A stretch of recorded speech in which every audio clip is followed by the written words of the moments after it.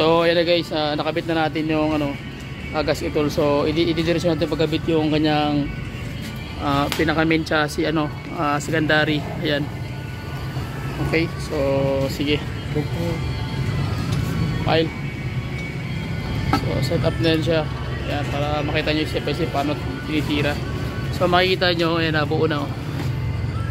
So meron siyang housing na ano, bago mag crankcase, meron pa siyang secondary crankcase, which is buo siya, buo. Ayan.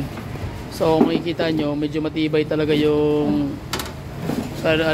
ilalim bahagi ng Toyota Fortuner kasi meron pa siyang aluminum na housing cover assembly. Ford Ranger 3.2. Okay, so ayan, gagawin niyan ang torque niyan. Ilang torque niyan? Nasa ano? Ang torque natin diyan sa mga 20 to 30 higpit ito. So sa mga nagtatanong sa akin, yung ano naman, yung bomba dito na ikakabit. Yung bomba niya. So okay, so dito yung location ng kanyang ano guys, oil pump. Okay, so ito yun oh. Ayan oh. Yan yung oil pump na pinakita ko sa inyo kanina. So ayan, may papakita ko sa inyo paano ikakabit yan dyan.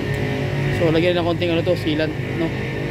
Ipis lang para kuan suction. Ayan.